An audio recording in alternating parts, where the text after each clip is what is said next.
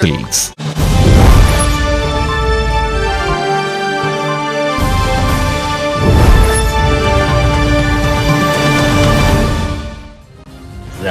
എന്ത് ഗുണമുണ്ടാകും? കോൺഗ്രസിൽ അതുകൊണ്ട് പ്രത്യേകിച്ച് രമേശിന് ഗുണമുണ്ടായി അടുത്ത താക്കോൽ കിട്ടുമെന്നുള്ള പ്രതീക്ഷയൊന്നും വേണ്ട. കാരണം കോൺഗ്രസിന് ഭരണം കിട്ടിയിട്ട് വേണ്ടേ? കോൺഗ്രസിനൂടെ ഭരണം കിട്ടാനുള്ള യാതൊരു സാധ്യതയില്ല.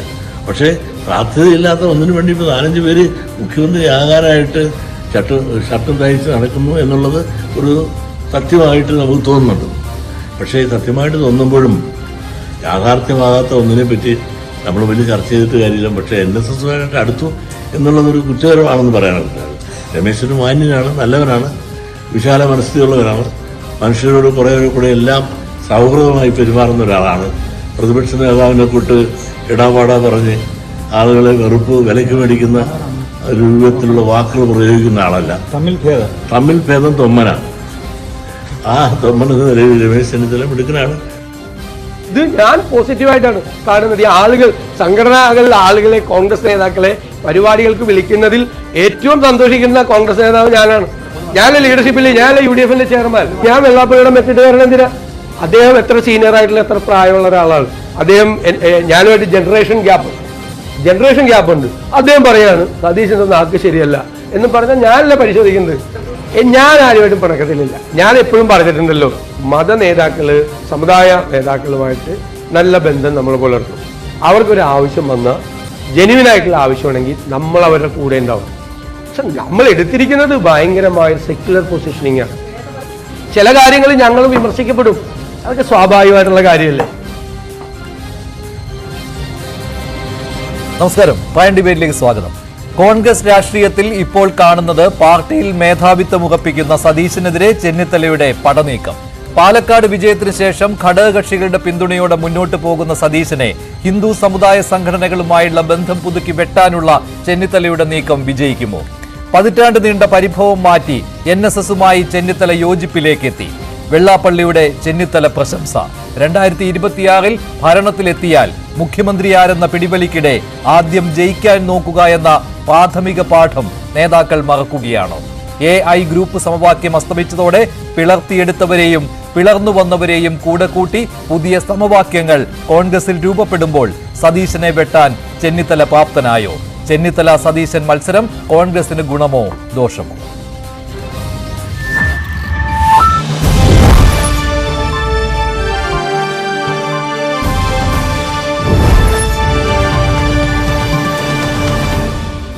വണ്ടിപ്പേരിൽ കോൺഗ്രസ് സഹയാത്രികൻ ശ്രീ N ശ്രീകുമാർ, BJP നേതാവ് ശ്രീ K സോമൻ, മാധ്യമപ്രവർത്തകരായ ശ്രീ ആനന്ദ് കൊച്ചുകുടി, ശ്രീ ജേക്കബ് ജോർജ് എന്നിവരാണ് ചേരുന്നത്. ആദ്യം ശ്രീ ജേക്കബ് ജോർജ്, ഇപ്പോൾ NSS മന്നം ജയന്തിയിൽ ആഘോഷങ്ങളുടെ സമയത്ത് മുഖ്യപ്രഭാഷകനായിട്ട് രമേശ് ചെന്നിത്തലയെ ക്ഷണിച്ചു എന്ന് പറയുന്നതിൽ അത്ര വലിയ അത്ഭുതമൊന്നും കാണേണ്ടതില്ല.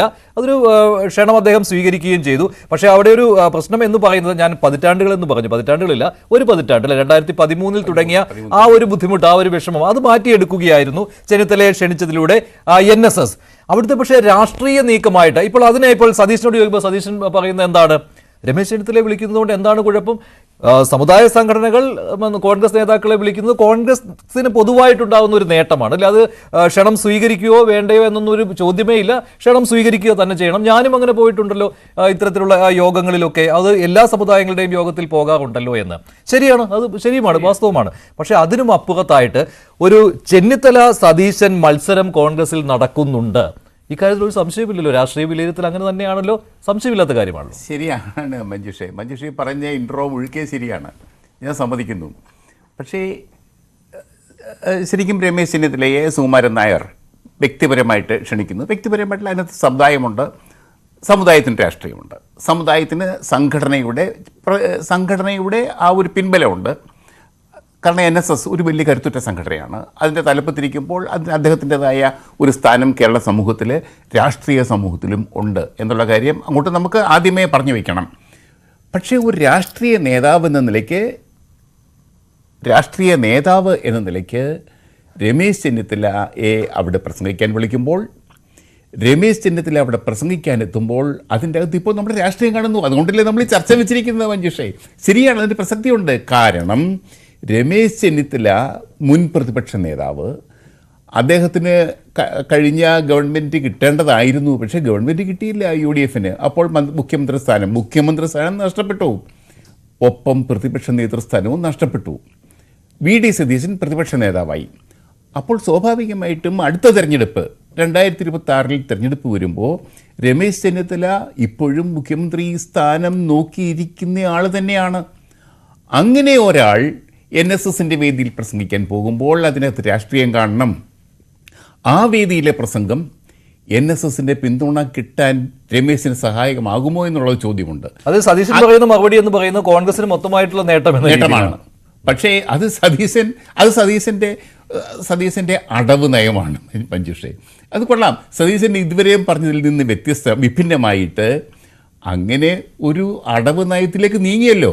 അത് സതീശന് നേട്ടമാണ്. സതീശൻ അങ്ങനെ ഒരു നിലപാടിലേക്ക് മാറണം. കാരണം വെള്ളാപ്പള്ളി ഇപ്പം പറഞ്ഞുവല്ലോ, ഈ സതീശൻ കടിച്ചു മുറിച്ച് വർത്തമാനം പറയുന്നു, സതീശൻ കർശനമായിട്ട് ചില നേതാക്കന്മാരോടും ചിലരോടും പത്രക്കാരോടും പോലും ഇടപെടുന്നു. ഒറ്റ ദിവസം കൊണ്ട് സതീശൻ അതിൽ നിന്ന് മാറി. സതീശൻ നിലപാട് മാറ്റുകയാണ്. സതീശൻ്റെ നിലപാട് മാറ്റാൻ രമേശ് ചെന്നിത്തലയുടെ NSS പ്രവേശം എന്ന് പറയാം സഹായിക്കുന്നുണ്ടെങ്കിൽ തീർച്ചയായിട്ടും വലിയ മാറ്റം. പിന്നെ രമേശ് ചെന്നിത്തല എവിടെ പോകുന്നത് 2013 ശേഷം പോകുന്നത് ഒരു വലിയ അകൽച്ചയ്ക്ക് ശേഷമാണ് മഞ്ജുഷേ. അതും കൂടെ നമ്മൾ നോക്കണം. ഞാനതിന് മറ്റൊരു കാര്യം കൂടി കാണുന്നുണ്ട്. ഇപ്പോൾ രമേശ് ചെന്നിത്തലയ്ക്ക് പ്രതിപക്ഷ നേതാവ് സ്ഥാനം നഷ്ടപ്പെടാൻ കാരണം എന്താണ്? കോൺഗ്രസ് പാർലമെന്ററി പാർട്ടി യോഗത്തിൽ തലയെണ്ണിയപ്പോൾ എണ്ണം കുറഞ്ഞു പോയി എന്നാണല്ലോ. അതിന് പിന്നിൽ ഒരു ചതിയുണ്ട് എന്നുള്ള മറ്റൊരു കാര്യം കൂടിയുണ്ട്. അവിടെ ഉമ്മൻചാണ്ടി രമേശ് ചെന്നിത്തലയെ അനുകൂലിക്കുകയായിരുന്നു. എ ഗ്രൂപ്പ് രമേശിന്റെ പേരാണ് പറഞ്ഞത്. പക്ഷേ അവിടെ ചില ചതികളും മറ്റും ഉണ്ടായി. അങ്ങനെ പ്രതിപക്ഷ നേതൃസ്ഥാനം നഷ്ടമായി എന്ന് രമേശ് ചെന്നിത്തല ഇപ്പോഴും വിശ്വസിക്കുകയാണ്. അപ്പോൾ 2026 ഇനി എങ്ങാനും UDF ജയിച്ചു എന്ന് കരുതുക. ആ സമയത്ത് കോൺഗ്രസ് പാർലമെന്ററി പാർട്ടി യോഗത്തിൽ വീണ്ടും ഈ തലയെണ്ണൽ നടക്കുമ്പോൾ അവിടെ തന്നെ അനുകൂലിക്കുന്ന ആളുകളുടെ എണ്ണം കൂടണമെന്ന ആവശ്യം എന്തായാലും ചെന്നിത്തലയ്ക്ക് ഉണ്ടാവും. അവിടെ ഈ സമ്മർദ്ദ ശക്തിയായിട്ട് NSS സീറ്റ് വിഭജനത്തിൽ പോലും ഇടപെടുന്ന ഒരു ശക്തിയായിട്ട് വരണം. അതാണ് ചെന്നിത്തല ആഗ്രഹിക്കുന്നത്. അതെ മഞ്ജുഷ ഈ നേരത്തെ ഇന്റർവ്യൂവിൽ പറഞ്ഞ കാര്യം, ഇവർ തമ്മിലുള്ള മത്സരം കോൺഗ്രസിന് എന്തായിരിക്കും ഫലമുണ്ടാക്കുക എന്നുള്ള ചോദ്യം അത് തന്നെയാണ് ഇവിടെ പ്രസക്തമാകുന്നത്. ഇവർ തമ്മിൽ ഏറ്റുമുട്ടുകയാണെങ്കിൽ തീർച്ചയായിട്ടും കോൺഗ്രസിന് പിന്നെയും ഭരണം നഷ്ടപ്പെടുകയായിരിക്കും ഫലം. 2011 കഷ്ടിച്ച് കിട്ടിയതാണ്. വെട്ടി അവസാനം വന്നപ്പോൾ 4 സീറ്റിന്റെ മാത്രം വ്യത്യാസത്തിലാണ് ഭരണത്തിലെത്താൻ കഴിഞ്ഞത്. 2 സീറ്റ് എന്ന് പറയുമ്പോൾ 78-82. ശരിയാണ്. പിന്നീട് അങ്ങ് പോയി. രണ്ടും കൂടി പോയിരുന്നെങ്കിൽ സീറ്റിന്റെ വ്യത്യാസം. അതൊക്കെ പിന്നെ ഉമ്മൻചാണ്ടി ആയതുകൊണ്ട് പിടിച്ചു നിന്നു. 68-72 അല്ലേ? 68-72 2 സീറ്റിന്റെ വ്യത്യാസമായിരുന്നു അത്. പക്ഷെ ഇനിയിപ്പോ സംഘടനാ തലത്തിൽ കോൺഗ്രസ് ബലഹീനമാണ് മഞ്ജുഷെ. നമ്മൾ പലതവണ ചർച്ച ചെയ്തിട്ടുള്ളതാണ്. ആ ദൗർബല്യം മാറ്റാൻ ഇതുവരെയും സംഘടനയ്ക്ക് കഴിഞ്ഞിട്ടില്ല. സംഘടനാ നേതൃത്വം ദുർബലമാണ്. സംഘടന ദുർബലമാണ്. ഇങ്ങനെ നോക്കുമ്പോഴത്തേക്ക് 2026 തെരഞ്ഞെടുപ്പ് കൂടി കോൺഗ്രസിന് നഷ്ടമായാൽ അത് VD സതീശനും രമേശ് ചെന്നിത്തലയ്ക്കും മാത്രമല്ല കേരളത്തിലെ കോൺഗ്രസ്സുകാർക്കൊക്കെ ഈ ഒരു വലിയ നഷ്ടമായിരിക്കും. അതൊരു തീരാ നഷ്ടമായിരിക്കും. ശരിയാണ്. ശ്രീ N ശ്രീകുമാർ, ആദ്യം 2026 ജയിക്കാനല്ലേ നോക്കേണ്ടത്? അതല്ലാതെ ആരാണ് മുഖ്യമന്ത്രിയാകാൻ പോകുന്നത് എന്ന മത്സരമാണ് ഇപ്പോൾ കോൺഗ്രസിൽ നടക്കുന്നത് എന്ന കാര്യത്തിൽ സംശയമില്ല. കോൺഗ്രസിലെ ഏത് നേതാവ് പരസ്യമായിട്ട് വന്ന് നിഷേധിച്ചാലും നേതാക്കളോട് രഹസ്യമായി ചോദിക്കുമ്പോൾ അവർ പറയും, ഒന്ന് ഫോൺ വിളിച്ച് ചോദിച്ചാൽ അവർ പറയും ഈ മത്സരമാണ് കോൺഗ്രസിൽ ഇപ്പോൾ നടക്കുന്നത് എന്ന്. അതാണല്ലോ ചെന്നിത്തല സതീശൻ പോരെ എന്ന രീതിയിലേക്ക് വ്യാഖ്യാനമായിട്ട് വരുന്നതും. അത് പക്ഷേ വെള്ളാപ്പള്ളി പറഞ്ഞ പോലെ, ഇപ്പോൾ വെള്ളാപ്പള്ളി പറഞ്ഞത് എല്ലാം കാര്യമായിട്ട് എടുക്കേണ്ട കാര്യമില്ല. വെള്ളാപ്പള്ളി തോൽപ്പിക്കുമെന്ന് പറഞ്ഞവരൊക്കെ ജയിച്ച ചരിത്രമാണ് കേരളത്തിൽ ഉണ്ടായിട്ടുള്ളതും. പക്ഷെ അദ്ദേഹം പറഞ്ഞതിൽ ഒരു കാര്യമുണ്ട്, ഇത് 2026 ആദ്യം ഒന്ന് ജയിച്ചു വരട്ടെ അല്ലേ? അവിടെ മുഖ്യമന്ത്രിയാകാൻ കടിപിടി ഇപ്പോഴേ തുടങ്ങിയിട്ടുണ്ട്. പക്ഷെ ആദ്യം ഒന്ന് ജയിച്ചു വരട്ടെ. അപ്പോൾ ഈ ചെന്നിത്തല സതീശൻ ഈ മത്സരമുണ്ടല്ലോ, അത് അവസാനം സതീശൻ പറയുന്നത് പോലെ NSS കോൺഗ്രസിനെ സപ്പോർട്ട് ചെയ്യുന്നതായിട്ട് കരുതിയാൽ മതി, ഒരു മാറി നിൽക്കുകയായിരുന്നു. പക്ഷേ ഇപ്പോൾ കോൺഗ്രസിനെ സപ്പോർട്ട് ചെയ്തു എന്ന് കരുതിയാൽ മതി എന്ന് പറയുന്നതല്ലല്ലോ കാര്യം. കോൺഗ്രസിന് ദോഷകരമാകുന്ന പല സംഭവങ്ങളും അതിന് പിന്നിലുണ്ട്.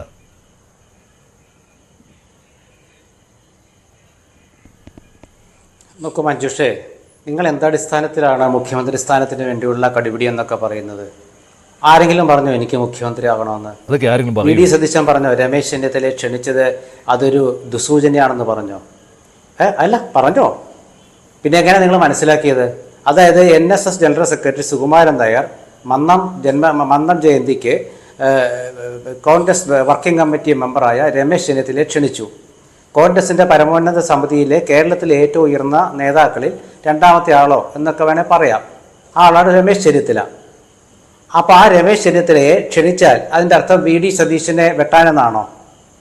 അപ്പോൾ വി ഡി സതീശനെ NSSന്റെ ഈ പ്രാദേശിക ഘടകങ്ങളൊക്കെ ചില സമ്മേളനങ്ങൾ ക്ഷണിക്കുന്നത് രമേശിനെ വെട്ടാനാണോ? അതുപോലെ മരാമൺ കൺവെൻഷനിൽ വി ഡി സതീശനെ ക്ഷണിച്ചത് രമേശിനെ വെട്ടാനാണോ? നമ്മൾ ഒരു രാഷ്ട്രീയം ചർച്ച ചെയ്യുമ്പോൾ അത് വ്യക്തി കേന്ദ്രീകൃതമായി മാത്രം കാണുമ്പോഴുള്ള പ്രശ്നമാണത്. ഇങ്ങനെ ചർച്ച ചെയ്താൽ ഇതിനൊരു തീരുമാനം എത്താൻ നമുക്ക് പറ്റില്ല ഈ കാര്യത്തിൽ. ഇപ്പോൾ എൻ്റെ സുഹൃത്ത് ജേക്കബ് ജോർജ് പറഞ്ഞു ഇവരിങ്ങനെ തല്ലുകൂടിയാൽ 2026 ഭരണം കിട്ടില്ല എന്ന്. എന്നേക്കാൾ കൂടുതൽ കോൺഗ്രസ് രാഷ്ട്രീയം തിരുവനന്തപുരത്ത് നിന്ന് നിരീക്ഷിച്ച ഒരാളാണ് ജേക്കബ് ജോർജ്. കരുണാകരനും ആന്റണിയും തമ്മിലുള്ള ആ ഒരു ഗ്രൂപ്പ് ശക്തമായ ഗ്രൂപ്പ് കാലത്തെ വഴക്ക് ഓർമ്മയില്ലേ? അന്ന് ഭരണം കിട്ടുകയാണോ പോവുകയാണോ ചെയ്തത്? ആ സമയമാകുമ്പോൾ ഭരണത്തിന് വേണ്ടിയാണ് ശ്രമിക്കുന്നത്. ഭരണം കിട്ടിയാൽ എല്ലാ പാർട്ടികളിലും ഉള്ളതുപോലുള്ള ഒരു തർക്കം കോൺഗ്രസിലും വരും. പക്ഷേ ഭരണം കിട്ടാൻ ആദ്യം നോക്കുന്ന സമയത്ത് പോലും അതിലൊരു കറക്ഷനുണ്ട്. ശ്രീ എൻ ശ്രീകുമാർ, താങ്കൾക്കും അറിയാവുന്ന കാര്യമാണ്. ഗ്രൂപ്പ് അടിസ്ഥാനത്തിൽ തന്നെയായിരുന്നു ആ സമയത്തും വീതം വെക്കൽ ആണല്ലോ. സ്ഥാനാർത്ഥികളെ തീരുമാനിക്കുന്ന ഗ്രൂപ്പ് അടിസ്ഥാനത്തിൽ തന്നെയായിരുന്നു. എൻ്റെ കൂടെയുള്ള ആളുകൾക്ക് കൂടുതൽ സീറ്റ് കൊടുക്കണമെന്ന് നേതാക്കൾ നിർബന്ധം പിടിച്ചിരുന്നു. അതിനൊരു കാരണമുണ്ട്. തലയെണ്ണുന്ന സമയത്ത് അത് ഉപകാരപ്പെടും. 2011 അങ്ങനെ ശാഠ്യം പിടിക്കുകയോ മാത്രമല്ല, ആരെയൊക്കെ തോൽപ്പിക്കണമെന്ന കാര്യത്തിലും അങ്ങോട്ടും ഇങ്ങോട്ടും വെട്ടൽ നടക്കുകയായിരുന്നു. അങ്ങനെ വെട്ടിയാണ് അവസാനം കഷ്ടിച്ച് 2 സീറ്റിന്റെ വ്യത്യാസത്തിൽ ഉമ്മൻചാണ്ടിക്ക് അധികാരത്തിലെത്താൻ കഴിഞ്ഞത്. അപ്പോൾ അത് ഓർമ്മയുണ്ടല്ലോ. അപ്പോൾ ഇപ്പോഴും ഗ്രൂപ്പിൽ ഇന്ന് സതീശൻ പറയുകയാണ് ഗ്രൂപ്പ് ഇല്ലാതായി എന്നുള്ളത് ഒരു വലിയ ആശ്വാസമായി മാറിയിട്ടുണ്ട്. ഒത്തൊരുമയോടെ ഞങ്ങൾ മുന്നോട്ട് പോകുന്നു. പിന്നെ ചില്ലറ അഭിപ്രായ വ്യത്യാസങ്ങൾ അതൊരു ജനാധിപത്യ പാർട്ടി ആകുമ്പോൾ എല്ലായിടത്തും ഉള്ളതാണ്. അല്ലാതെ ഇരുമ്പുമകയിലുള്ള പാർട്ടിയുമായിട്ട് താരതമ്യപ്പെടുത്തേണ്ട കോൺഗ്രസിനെയാണ് CPM-നെയാണ് ഉദ്ദേശിക്കുന്നത്. പക്ഷെ അങ്ങനെയല്ല. ഇവിടെയും 2026 സീറ്റ് നിർണയ സമയം മുതൽ എന്തായിരിക്കണം എന്നോടൊപ്പമുള്ള ആളുകളുടെ എണ്ണം എന്നുള്ള കാര്യത്തിൽ കൃത്യമായിട്ട് തന്നെ ഒരു ധാരണ ഇപ്പോൾ തന്നെ ഉണ്ടാക്കി മുന്നോട്ട് പോവുകയാണ് ഇരുപക്ഷമെന്ന് പറയാം ഇപ്പോഴും. പക്ഷേ ആ പക്ഷങ്ങളെ നമുക്ക് പേര് വിളിച്ച് സംബോധന ചെയ്യാൻ പറ്റുമോ എന്നുള്ളതിൽ വ്യത്യാസമുള്ളൂ. AI ഗ്രൂപ്പ് എന്നൊന്നും ഇനി പറയാൻ പറ്റില്ല. കുറച്ചുകൂടി അങ്ങ് വളർന്നു കഴിഞ്ഞാൽ അതിനെ ചെന്നിത്തല ഗ്രൂപ്പെന്നും സതീശൻ ഗ്രൂപ്പെന്നും വിശേഷിപ്പിക്കാവുന്ന രീതിയിലേക്ക് വന്നേക്കാം.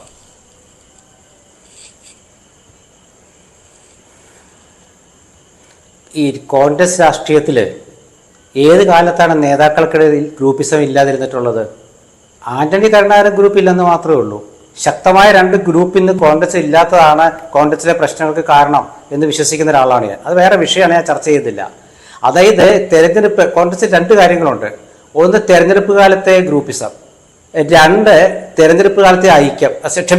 സംഘടനാ തെരഞ്ഞെടുപ്പ് കാലത്തെ ഗ്രൂപ്പിസം, 2 പൊതു തെരഞ്ഞെടുപ്പ് കാലത്തെ ഐക്യം. ഇതാണ് കോൺഗ്രസിൽ നിരീക്ഷിക്കേണ്ടത്. സംഘടനാ തെരഞ്ഞെടുപ്പ് കാലത്ത് കോൺഗ്രസിൽ ശക്തമായ ഗ്രൂപ്പിസം ഉണ്ടാകും. തെരഞ്ഞെടുപ്പ് കാലത്ത് കോൺഗ്രസിൽ ആ ഗ്രൂപ്പിസം ഉണ്ടാവില്ല. അത് തെരഞ്ഞെടുപ്പ് ജയിക്കാനാ. ജയിച്ചു കഴിഞ്ഞാൽ നിങ്ങൾ ഈ പറയുന്ന പോലെ തലയുണ്ടാവും. എന്താ സംശയത്തില്? എല്ലാ നേതാക്കൾക്കും അവരവരുടേതായ രാഷ്ട്രീയ ഭാവിയെക്കുറിച്ച് ആശങ്കയും ആഗ്രഹവുമുണ്ട്. അത് നടപ്പാക്കാനുള്ള എല്ലാ ശ്രമങ്ങളും അവർ നടത്തും. അത് ഏത് പാർട്ടിയിലും ഉള്ളതാണ്, കോൺഗ്രസിൽ മാത്രമല്ല. പക്ഷെ ഇവിടെ നമ്മുടെ ചർച്ചയ്ക്ക് ആധാരമായ വിഷയം എന്താണ്? രമേശ് ചെന്നിത്തലയെ NSS ജനറൽ സെക്രട്ടറി ക്ഷണിച്ചു. പിറ്റേന്ന് വൈക്കത്ത് ഒരു പദയാത്രയ്ക്ക് ശിവഗിരി ഇതുമായി ബന്ധപ്പെട്ട SNDP-യുമായി ബന്ധപ്പെട്ട ഒരു പദയാത്രയ്ക്ക് രമേശ് ചെന്നിത്തല SNDP ക്ഷണിച്ചു. ഇതുകൊണ്ട് ഹിന്ദു സമുദായ സംഘടനയുടെ കോൺഗ്രസിലെ രമേശ് ചെന്നിത്തല വശീകരിച്ചുകൊണ്ട് സതീശനെതിരെ നീങ്ങുന്നു എന്നൊക്കെ പറഞ്ഞാൽ ഇതിലും വലിയ ഒരു രാഷ്ട്രീയമായ മണ്ടത്തരം എന്നൊക്കെ പറയാനുണ്ടോ? എന്തടിസ്ഥാനത്തിലാണ് രമേശ് ചെന്നിത്തല സതീശനെ വെട്ടാൻ ഈ ഹിന്ദു സംഘടനകളെ ഉപയോഗിക്കുന്നത്? ഇതെന്താ RSSO അല്ലെങ്കിൽ BJP-യുടെയോ ഒരു രാഷ്ട്രീയ തീരുമാനം പോലെയാണോ? കോൺഗ്രസിനെ സംബന്ധിച്ചിടത്തോളം എല്ലാ നേതാക്കൾക്കും എല്ലാ സമുദായ സംഘടനകളായിട്ട് ബന്ധമുണ്ട്. മുസ്ലിം ലീഗുമായിട്ട് ബന്ധമുണ്ട്, അതുപോലെ തന്നെ ക്രിസ്ത്യൻ സമുദായമായിട്ട് ബന്ധമുണ്ട്. അത് ഓരോ സന്ദർഭത്തിലെ ഓരോ നേതാക്കൾക്ക് ഓരോ സമീപനം കാണും. അതാണ് ആ വ്യത്യാസം. ഇപ്പൊ AK ആന്റണിക്ക് ഉണ്ടായിരുന്ന സമീപനം അല്ലല്ലോ കരുണാകരന്റെ സമുദായ സംഘടനകളോട് ഉണ്ടായിരുന്നത്. അത് നിങ്ങൾക്ക് അറിഞ്ഞുകൂടെ? AK ആന്റണിയുടെ സമുദായ സംഘടനകളോടുള്ള സമീപനവും ന്യൂനപക്ഷങ്ങളോടുള്ള അദ്ദേഹത്തിന്റെ ചില നിലപാടുകളും അഭിപ്രായങ്ങളും അതായിരുന്നോ കരുണാകരനുണ്ടായിരുന്നത്? അതുപോലെ VD സതീശനും രമേശ് ചെന്നിത്തലയ്ക്കും 2 അഭിപ്രായം കാണും. അതുകൊണ്ടാണ് സതീശൻ ചില കാര്യങ്ങളിൽ വ്യക്തമായ അഭിപ്രായം 2-3 വർഷം മുമ്പ് പറഞ്ഞതും ഇന്നത് ആവർത്തിച്ചതും. രമേശ് ചെന്നിത്തലയുടെ ഒരു സൗഹൃദപരമായ സമീപനമാണ്. ആ സൗഹൃദപരമായ ശരിയാണ്. അക്കാര്യം സംശയമില്ല. പക്ഷേ ശ്രീ എൻ ശ്രീകുമാർ സതീശനാണ് ഇപ്പോൾ കോൺഗ്രസ് രാഷ്ട്രീയത്തിൽ ജയിച്ചു നിൽക്കുന്നയാൾ, സംശയമില്ലാത്ത കാര്യമാണല്ലോ. അദ്ദേഹം പ്രതിപക്ഷ നേതാവാണ്. അതുപോലെ തന്നെ അദ്ദേഹം പ്രതിപക്ഷ നേതാവായിരിക്കുന്ന സമയത്ത് തന്നെ ഉപതെരഞ്ഞെടുപ്പുകളിൽ വിജയം കൈവരിക്കാൻ കഴിഞ്ഞിട്ടുണ്ട്. ഏറ്റവും ഒടുവിൽ ശക്തിയായ മത്സരം നടന്ന പാലക്കാട് പോലും ജയിച്ചു വരുവാൻ സതീശനായിരുന്നല്ലോ അവിടെ പ്രധാനമായിട്ടും നയിച്ചത്. അവിടെ സുധാകരന്റെ പേര് പറയുന്നതിന് രണ്ടാമതായിട്ടേ പറ്റുകയുള്ളൂ. അവിടെ സതീശൻ മുന്നിൽ നിന്ന് നയിച്ച തെരഞ്ഞെടുപ്പായിരുന്നു. അദ്ദേഹത്തിന് ഇഷ്ടപ്പെട്ട സ്ഥാനാർത്ഥിയായിരുന്നു അവിടെ മത്സരിച്ചത്. ഇതൊക്കെ ഉള്ളപ്പോൾ സതീശന്റെ ഒരു നേട്ടമാണ്. അവിടെ ഘടകകക്ഷികളും ഇപ്പോൾ സതീശനോടൊപ്പം തന്നെയുണ്ട്. അതുമാത്രമല്ല അധികാരം സതീശന്റെ കയ്യിലാണ്. അതുകൊണ്ട് ഭൂരിഭാഗം നേതാക്കളും സതീശനൊപ്പം തന്നെയാണ്. രമേശ് ചെന്നിത്തല ചെയ്യുന്നത് എന്താണെന്ന് വെച്ചാൽ ഇപ്പോൾ മഹാരാഷ്ട്രയിലെ തോൽവി കൂടി വന്നതോടുകൂടി രമേശ് ചെന്നിത്തലയ്ക്ക് ഇപ്പോൾ ദേശീയ രാഷ്ട്രീയത്തിലും ഒരു ഇടമില്ല. അദ്ദേഹത്തിന് സ്വാഭാവികമായിട്ടും സംസ്ഥാന രാഷ്ട്രീയത്തിൽ ഉറച്ചു തന്നെ നിൽക്കണം. അങ്ങനെ വെറുതെ നിന്നാൽ പോരല്ലോ. അദ്ദേഹത്തിന് ഒരു പദവിയും ഇല്ല എന്ന കാര്യത്തിൽ സംശയമില്ല. അപ്പോൾ ആ സമയത്ത് അദ്ദേഹം അടുത്ത നീക്കം നടത്തുന്നു. താങ്കൾ പറഞ്ഞല്ലോ എല്ലാവർക്കും അവരുടെ രാഷ്ട്രീയ ഭാവിയെക്കുറിച്ച് ആശങ്കയുള്ളവരാണെന്ന്. അത് അദ്ദേഹം പ്രയോഗിക്കുന്നു എന്നേ ഉള്ളൂ. പക്ഷേ അത് കോൺഗ്രസ് രാഷ്ട്രീയത്തിൽ ഇപ്പോൾ വലിയ കുഴപ്പമില്ലാതെ മുന്നോട്ട് പോകുന്ന സതീശനും സുധാകരനും ചേർന്ന് മുന്നോട്ട് കൊണ്ടുപോകുന്ന, അവിടെയും വഴക്കുണ്ടെന്ന കാര്യത്തിൽ സംശയമില്ല. പക്ഷേ അതിൽ ഈ തുരങ്കം വെക്കുന്നതിന് വേണ്ടി ചെന്നിത്തല ഇടപെടുന്നു എന്നുള്ള കാര്യം കൂടിയുണ്ട്. ചെന്നിത്തലയ്ക്ക് അതിന്റെ ആവശ്യമുണ്ടോ എന്നും കൂടിയുണ്ട്. ഞാൻ താങ്കളിലേക്ക് വരാം. ശ്രീ ആനന്ദ് കൊച്ചുകൂടി, ശ്രീ എൻ ശ്രീകുമാർ പറയുന്നതാണോ കാര്യം? നമ്മൾ വെറുതെ ആവശ്യമില്ലാതെ ചർച്ച ചെയ്യുന്നു. NSSന്റെ മന്നം ജയന്തി ആഘോഷത്തിലേക്ക് ചെന്നിത്തലയെ ക്ഷണിച്ചു. അതിലെന്താണ് കുഴപ്പമുള്ളത്? അതെങ്ങനെയാണ് ചെന്നിത്തല സതീശൻ പോരായി അല്ലെങ്കിൽ മത്സരമായി വ്യാഖ്യാനിച്ചുകൊണ്ട് ചർച്ച ചെയ്യുന്നത് എന്ന്?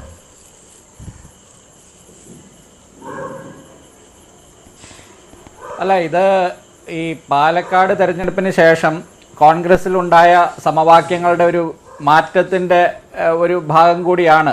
അതായത് നമുക്കറിയാം ഈ ചാണ്ടിയുമ്മൻ്റെ പ്രസ്താവനയും അതിനുശേഷം ചാണ്ടിയുമ്മൻ്റെ പ്രസ്താവന എന്നുള്ളത് വേണമെങ്കിൽ അതൊരു ഒറ്റപ്പെട്ട സംഭവമായിട്ട് കരുതാമായിരുന്നു. പക്ഷേ എന്താണ് സംഭവിച്ചത്? അതിനുശേഷം രമേശ് ചെന്നിത്തല ചാണ്ടിയെ അനുകൂലിക്കുന്നു, മുരളീധരൻ അപ്പോൾ പ്രസ്താവന ഇറക്കുന്നു, പിന്നെ KPCC അധ്യക്ഷനെ മാറ്റുന്ന കാര്യം കൂടി ചർച്ചയാകുന്നു. അത് എങ്ങനെ ചർച്ചയായെന്ന് എനിക്കറിയില്ല, പക്ഷെ മാധ്യമങ്ങളിലെല്ലാം ചർച്ചയായി. അപ്പോൾ ഒരുപക്ഷെ ഈ ഉപതെരഞ്ഞെടുപ്പുകൾക്ക് ശേഷം K സുധാകരനെ മാറ്റുമെന്ന് കോൺഗ്രസിൻ്റെ നേതാക്കൾ തന്നെ നമ്മളോട് രഹസ്യമായിട്ട് പറയാറുണ്ട്. അതുകൊണ്ട് മാധ്യമങ്ങൾ ചർച്ചയാക്കിയതായിരിക്കാം. കാരണം കണ്ണൂർ വീണ്ടും മത്സരിച്ച K സുധാകരൻ അദ്ദേഹത്തിന് അദ്ദേഹത്തിന് ഓർമ്മയുടെ പ്രശ്നമുണ്ട്. അപ്പോൾ ഒരു ഓർമ്മയില്ലാത്ത പ്രസിഡന്റിനെ കൊണ്ട് 2026 വരെ അദ്ദേഹത്തിന് ഈ സ്ഥാനത്ത് നിലനിർത്താൻ പറ്റുമോ എന്നുള്ള ചോദ്യങ്ങളൊക്കെ ഉണ്ടല്ലോ. അപ്പോൾ പെട്ടെന്ന് എന്താണ് സംഭവിച്ചത്? ചെന്നിത്തല പറയുന്നു, മുരളീധരൻ പറയുന്നു, ശശി തരൂർ പറയുന്നു. ഒരു 3 പേരും ഭൈമി കാമുകന്മാരാണ്. അടുത്ത മുഖ്യമന്ത്രി സ്ഥാനാർത്ഥിയായി വരണം എന്ന് താല്പര്യമുള്ള ആൾക്കാരാണ്. അപ്പോൾ ഇവരെല്ലാവരും K സുധാകരൻ തുടരട്ടെ എന്ന് പറയുന്നു. അതെന്താണ് അങ്ങനെ പറഞ്ഞത്?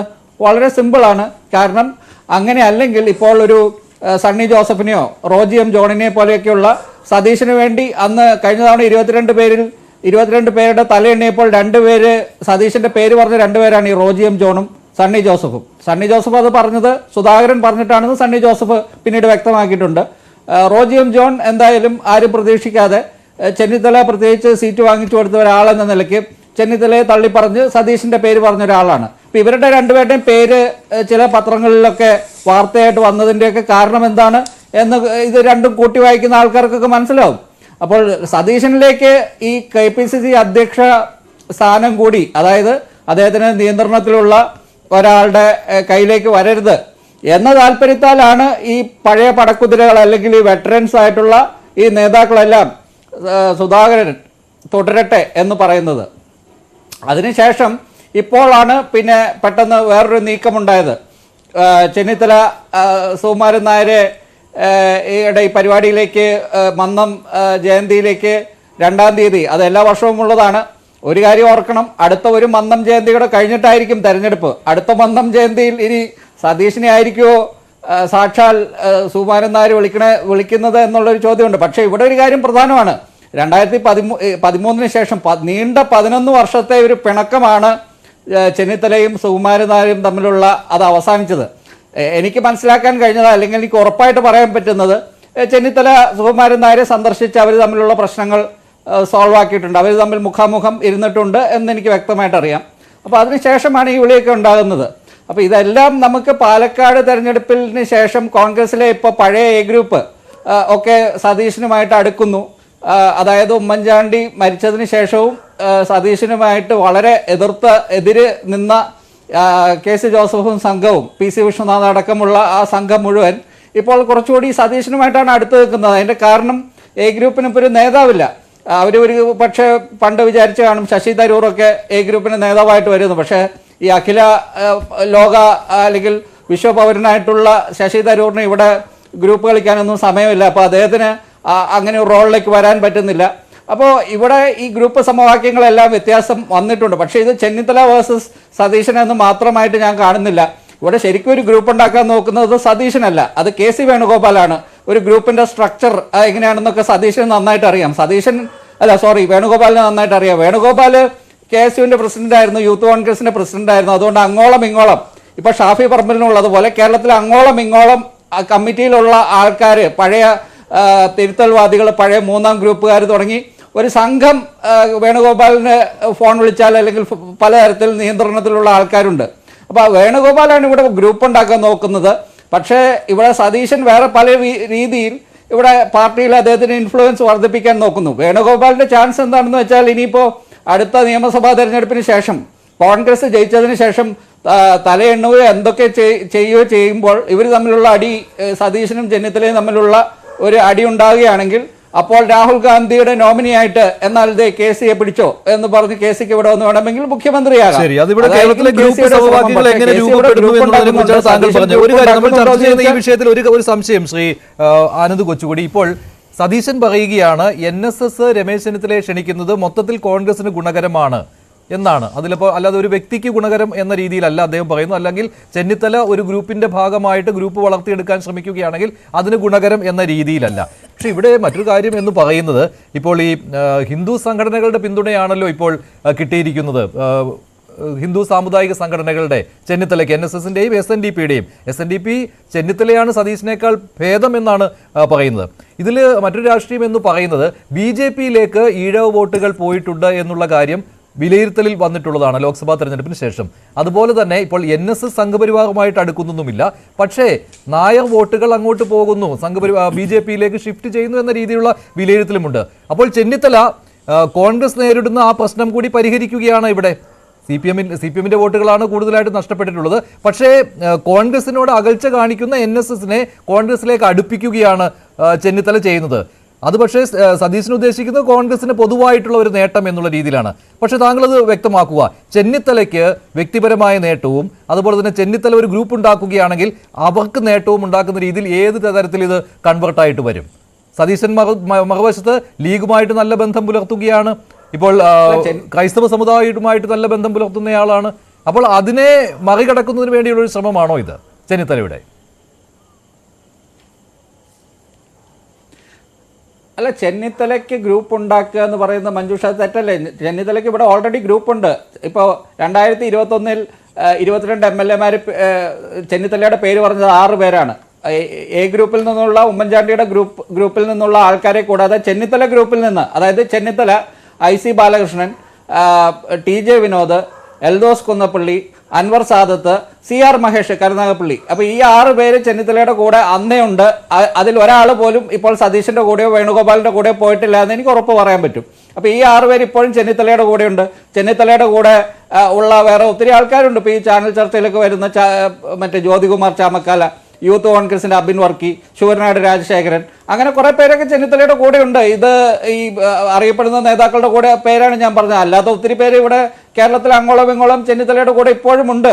അപ്പോൾ ചെന്നിത്തല പക്ഷേ എന്താണ് പ്രശ്നം? അദ്ദേഹത്തിന് കഴിഞ്ഞ തവണ പാർട്ടിയെ ജയിപ്പിക്കാൻ പറ്റിയില്ല എന്നുള്ള ഒരു പ്രശ്നം അദ്ദേഹത്തിന് ഉണ്ടായിരുന്നു. പക്ഷെ അതിനുശേഷം ഇപ്പോൾ അദ്ദേഹത്തിന് കുറച്ചുകൂടി മൊത്തത്തിലൊരു മധ്യത്തിൽ അദ്ദേഹത്തിന് സ്വീകാര്യത കൂടിയിട്ടുണ്ട്. അദ്ദേഹം ഒരു പദവിക്ക് വേണ്ടി മാത്രം, അതായത് 2021 അദ്ദേഹത്തിന് ആ പദവിയിലേക്ക് എത്താൻ വേണ്ടി വളരെ എളുപ്പം എന്ന രീതിയിലുള്ള ഒരു സാഹചര്യമായിരുന്നു. പക്ഷേ ഇനിയിപ്പോൾ അദ്ദേഹത്തിന് അത്ര എളുപ്പമല്ല. അപ്പൊ അദ്ദേഹത്തിന് ജനകീയ വിഷയങ്ങളൊക്കെ ഉയർത്തിക്കൊണ്ടുവരുന്നതിൽ സമർത്ഥനാണ്. പ്രതിപക്ഷ നേതാവായിരുന്ന സമയത്തും അങ്ങനെ തന്നെയായിരുന്നു. പക്ഷേ അത് പിന്നീട് പാർട്ടിയുടെ മുന്നണിയുടെ വിജയത്തിലേക്ക് എത്തിയില്ല എന്ന് മാത്രമേ ഉള്ളൂ 2021. പക്ഷേ ഇപ്പോൾ അദ്ദേഹം താങ്കൾ പറയുന്ന അദ്ദേഹത്തെ അനുകൂലിച്ചുകൊണ്ടുള്ളതാണല്ലോ. സതീശൻ എന്താണ് കുഴപ്പമുള്ളത് ഇക്കാര്യത്തിൽ? അല്ല, ഞാൻ പറയുന്നത് എന്താണെന്നറിയോ, ഞാൻ ഇതിൻ്റെ അകത്ത് ആരെ അനുകൂലിക്കുകയോ പ്രതികൂലിക്കുകയോ ഒന്നും ചെയ്യുന്നില്ല. ഞാൻ ഇതിൽ വളരെ വ്യക്തമായിട്ടുള്ള ഈ പ്രേക്ഷകരോട് മാത്രമാണ് എൻ്റെ കടപ്പാട്, ഈ ചാനൽ കാണുന്ന പ്രേക്ഷകരോട് മാത്രം. അപ്പോൾ ഞാൻ ഇപ്പോൾ ഉമ്മൻചാണ്ടി 2001 മുതൽ 4 വരെ UDF കൺവീനർ, കേവലം UDF കൺവീനർ എന്ന പദവി മാത്രം വഹിച്ചുകൊണ്ടിരുന്ന ഒരു സമയമുണ്ട്. ആ സമയത്ത് ഉമ്മൻചാണ്ടിക്ക് ഏറ്റവും കൂടുതൽ കേരളത്തിലെ സ്വീകാര്യത ഉണ്ടായത് ആ സമയത്താണ്. മനോരമ ദിവസവും കാർട്ടൂൺ വരയ്ക്കും, DBL രാജീവ് നായർ ദിവസവും കാർട്ടൂൺ വരയ്ക്കും, ഉമ്മൻചാണ്ടിക്ക് ഒന്നുമില്ലേ എന്നും പറഞ്ഞ് അവരൊക്കെ കരയുന്ന ഒരു സാഹചര്യം ഉണ്ടായിരുന്നു. അപ്പോൾ ഉമ്മൻചാണ്ടിക്ക് പെട്ടെന്ന് ഇവിടെ സ്വീകാര്യത വന്നു. ആ ഒരു സാഹചര്യത്തിലാണ് ഇപ്പൊ രമേശ് ചെന്നിത്തല എന്നാണ് എൻ്റെ ഒരു രാഷ്ട്രീയ വിലയിരുത്തൽ. രമേശ് ചെന്നിത്തലയ്ക്ക് 2024 അങ്ങനെ ഇപ്പൊ മുഖ്യമന്ത്രി ആകേണ്ട പ്രതിപക്ഷ നേതാവ് ഒരു വിഷയം കൊണ്ടുവരുന്നതിന് മുൻപ് തന്നെ രാവിലെ തന്നെ വാർത്താ സമ്മേളനം നടത്തുന്നു, അല്ലെങ്കിൽ താനാണ് സൂപ്പർ പ്രതിപക്ഷ നേതാവ് എന്ന രീതിയിലുള്ള പെരുമാറ്റം നടത്തുന്നു. അത് നല്ലതാണെന്നാണോ താങ്കൾ പറയുന്നത്? അത് ജനങ്ങളുടെ മുന്നിൽ അദ്ദേഹത്തിനുള്ള ഡിമാൻഡ് കൂടുമെന്നുള്ളതാണോ, അത് പ്രിയം കൂടുമെന്നുള്ളതാണോ? അല്ല, ഞാൻ ഈ കോൺഗ്രസിന്റെ നേതാക്കളെ ചെന്നിത്തലയെ കാണുമ്പോഴും സതീശനെ കാണുമ്പോഴും ഒക്കെ പറയാറുണ്ട്, നിങ്ങൾക്ക് കുറെ നേതാക്കളുണ്ടല്ലോ, നിങ്ങൾക്ക് കാസർഗോഡ് മുതൽ തിരുവനന്തപുരം വരെ ഇരുന്ന് രാവിലെ പത്രസമ്മേളനം നടത്താൻ പാടില്ലേ? നിങ്ങൾക്ക് എന്തിനാണ് ഈ ഓരോ നേതാക്കൾ? ഈ കഴിഞ്ഞ തവണ ചെന്നിത്തല പ്രതിപക്ഷ നേതാവായിരുന്നപ്പോൾ അദ്ദേഹത്തെ സപ്പോർട്ട് ചെയ്യാൻ പാർട്ടി ഉണ്ടായിരുന്നില്ല. ഇപ്പോഴും അതൊക്കെ തന്നെയാണ് സ്ഥിതി. കാരണം സുധാകരൻ ഇപ്പോൾ അൽഷിമേഴ്സാണ്. അപ്പോൾ ഈ ഇത്രയും നേതാക്കളുണ്ട്, ഇവർക്ക് വേറെ പണിയൊന്നുമില്ല, രാവിലെ ഇരുന്ന് പത്രസമ്മേളനം നടത്തട്ടെ. ഈ പിണറായി വിജയൻ ഇപ്പൊ കട്ടപ്പനയിൽ എന്താണ് സംഭവിച്ചത്? ഇവർക്ക് വേറെ ഈ പത്രസമ്മേളനം നടത്തുക, ഇവിടെ പൊതുജന മധ്യത്തിൽ ഇവർക്ക് സമരം നടത്താൻ പറ്റില്ലെങ്കിൽ ഇതെങ്കിലും ചെയ്യാമല്ലോ. ഇവിടെ പൊതുജന മധ്യത്തിൽ CPM-നെ കരിവാരി തേക്കാൻ ഇവർക്ക് പറ്റുന്ന രീതിയിലൊക്കെ ഇവർ ചെയ്യുകയാണെങ്കിൽ അത് ഇവർക്ക് ഗുണമാണ്. അതിപ്പോൾ ചെന്നിത്തലയും സതീശനും തമ്മിലുള്ള ഒരു മത്സരം എന്നുള്ളത് അവസാന ഘട്ടത്തിലാണ് വരേണ്ടത്. ഇപ്പോൾ ചെന്നിത്തലയ്ക്ക് ഇപ്പോൾ പത്രസമ്മേളനം നടത്തുന്നത് അതുകൊണ്ട് സതീശനും വലിയ ബുദ്ധിമുട്ടുണ്ടാവുമെന്ന് എനിക്ക് തോന്നുന്നില്ല. സതീശനും ചെന്നിത്തലയും ആഫ്റ്റർ ഓൾ അവർ ഒരു ഗ്രൂപ്പിന്റെ ആൾക്കാരായിരുന്നു. ഇപ്പൊ രണ്ട് ധ്രുവത്തിലാണ്, അല്ലെങ്കിൽ രണ്ട് ഇതിലാണ് നിൽക്കുന്നത്. പക്ഷേ അവർക്കെല്ലാം എന്താ പറയുക, കൊടുക്കൽ വാങ്ങലുകൾ അവർ തമ്മിൽ ഇപ്പോഴും ഉണ്ട് എന്നാണ് ഞാൻ വിശ്വസിക്കുന്നത്. അല്ലാതെ അവർ ബദ്ധശത്രുക്കളായിട്ടൊന്നുമില്ല. രണ്ടുപേർക്ക് മുഖ്യമന്ത്രി ആകണമെന്നുണ്ട്, വേണുവിന് മുഖ്യമന്ത്രി ആകണമെന്നുണ്ട്, അതൊക്കെ നാച്ചുറലാണ്. പക്ഷേ ഇവർക്കെല്ലാം കോൺഗ്രസിൽ സ്പേസ് ഉണ്ട് എന്നാണ് ഞാൻ കരുതുന്നത്. ശരി, ശ്രീ കെ സോമൻ, ഇന്ന് സതീശൻ പറയുന്ന ഒരു കാര്യമുണ്ട്, ഈ NSS-ഉം കോൺഗ്രസും തമ്മിലുള്ള ബന്ധം വീണ്ടും പഴയതുപോലെ ആകുന്നതിനെ കുറിച്ചാണ് അദ്ദേഹം പറഞ്ഞത്. സംഘപരിവാർ ശക്തികളുടെ കാര്യമാണ് അദ്ദേഹം അവിടെ ഉദ്ദേശിക്കുന്നത്. സംഘപരിവാറിനെ എന്നും അകറ്റി നിർത്തിയിട്ടുള്ളവരാണ് NSS എന്ന്. അതിനുള്ള മറുപടി നൽകേണ്ടത് BJP നേതാക്കളാണ്. മഞ്ജുഷേ, ഈ ചർച്ചയിലെ ചോദ്യത്തിന് ഞാൻ ഉത്തരം പറയാം.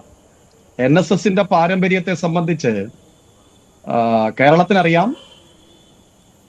NSS-ന്റെ പ്രവർത്തകർക്കും ആ സമൂഹത്തിനും നല്ല ബോധ്യമുണ്ട്. കേൾക്കാൻ സാധിക്കുന്നുണ്ടോ? കേൾക്കാം. ശരി. NSS-ന്റെ സാഹചര്യവും ചരിത്രവും അത് ബഹുമാനപ്പെട്ട പ്രതിപക്ഷ നേതാവ് മറച്ചുവെക്കാൻ ബോധപൂർവം നടത്തുന്ന ശ്രമം കേരളത്തിൽ വിലപ്പോവില്ല. എന്താണ് NSS-ന്റെ ചരിത്രം? RSS-ഉമായി ബന്ധപ്പെട്ട് വിശ്വവിഖ്യാതമായിട്ടുള്ള വിവേകാനന്ദ പാറ, ഇന്ന് വിനോദസഞ്ചാരത്തിന് പോകുന്ന ആളുകൾ, വരുന്ന ആളുകൾ വളരെ ആകർഷകമായി സന്ദർശിക്കുന്ന ഒരു കേന്ദ്രമാണല്ലോ, നമ്മുടെ നാടിന്റെ അഭിമാനമാണല്ലോ കന്യാകുമാരിയിലെ വിവേകാനന്ദ പാറ. അതിന്റെ നിർമ്മാണ ചുമതലയുണ്ടായിരുന്നത് ഏകനാഥ റാനഡെ എന്ന RSS-കാരനാണ്. ആ RSS-കാരന്റെ നേതൃത്വത്തിലുണ്ടായിരുന്ന നിർമ്മാണ സമിതിയുടെ അധ്യക്ഷ സ്ഥാനം അലങ്കരിച്ചിരുന്നത് ആരെന്നറിയാമോ? ബഹുമാനപ്പെട്ട മന്നത്ത് പത്മനാഭനാണ്. ഭാരത കേസരി മന്നത്ത് പത്മനാഭനാണ് വിവേകാനന്ദ പാറയുടെ നിർമ്മാണ സമിതിയുടെ അധ്യക്ഷനായി ഉണ്ടായിരുന്നത്.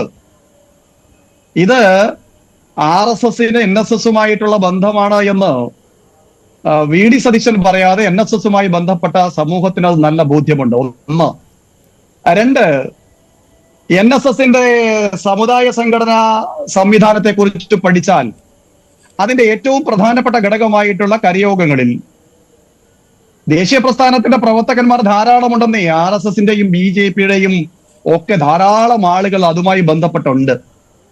ഞങ്ങൾ അതൊക്കെ അതുമായി ബന്ധപ്പെട്ട് ചേർന്ന് പ്രവർത്തിക്കുന്നതിനകത്തിൽ അഭിമാനം കൊള്ളുന്ന വലിയ ഒരു കൂട്ടം ആളുകൾ RSS-ലുണ്ട്, BJP-യിലുണ്ട്, കേരളത്തിലെ ദേശീയ പ്രസ്ഥാനത്തിന്റെ പ്രവർത്തകന്മാരുടെ ഇടയിലുണ്ട്. NSS ഇപ്പം എടുത്തിരിക്കുന്ന നിലപാട് കോൺഗ്രസിന് ഗുണം ചെയ്യുമോ എന്ന് ചോദിച്ചാൽ ഗുണം ചെയ്യില്ല. ആ നിലപാടെടുക്കാനുള്ള സ്വാതന്ത്ര്യത്തെ ഞങ്ങൾ ബഹുമാനത്തോടെ അംഗീകരിക്കുകയാണ്. മന്നം ജയന്തി സമ്മേളനത്തിന് ആരെ വിളിക്കണം എന്ന് തീരുമാനിക്കാനുള്ള സ്വാതന്ത്ര്യം NSS-നുണ്ട്. ആ സ്വാതന്ത്ര്യത്തെ ഞങ്ങൾ അംഗീകരിക്കുന്നു, ആദരവോടെ തന്നെയാണ് അംഗീകരിക്കുന്നത്. പക്ഷെ നമ്മുടെ അനുഭവത്തിന്റെ സാക്ഷ്യം പരിശോധിച്ചാൽ മന്നം സമാധിക്ക് കഴിഞ്ഞ തവണ അവിടെ പ്രഭാഷകനായി ബഹുമാനപ്പെട്ട ശശി തരൂർ ഉണ്ടായിരുന്നല്ലോ. എന്നിട്ട് എന്താണ് തിരുവനന്തപുരം ലോക്സഭയിൽ സംഭവിച്ചത്? അദ്ദേഹം ജയിച്ചു. അദ്ദേഹം അവിടെ നിരന്തരമായി MP ആയിരിക്കുന്ന ഒരു നേതാവിനെ ഒരു 28 ദിവസം കൊണ്ട് വന്ന ഒരു ഞങ്ങളുടെ നേതാവ് ശ്രീ രാജീവ് ചന്ദ്രശേഖറിന് ഏത് നിലയിലാണ് പ്രതിരോധിക്കാൻ കഴിഞ്ഞതെന്ന് കണ്ടല്ലോ. അപ്പോ അവിടെ ശശി തരൂര് മന്നം സമാധിയിൽ പോയിട്ട് അനുസ്മരണ പ്രഭാഷണത്തിൽ പങ്കാളിയായി എന്നുള്ളത് കൊണ്ടുള്ള നേട്ടം തിരുവനന്തപുരത്ത് ഉണ്ടായോ? പക്ഷേ NSS അങ്ങനെ ഒരിക്കലും BJP സപ്പോർട്ട് ചെയ്തിട്ടില്ല. NSS അങ്ങനെ പറഞ്ഞിട്ടില്ല BJP സപ്പോർട്ട് ചെയ്യുന്നുവെന്ന്.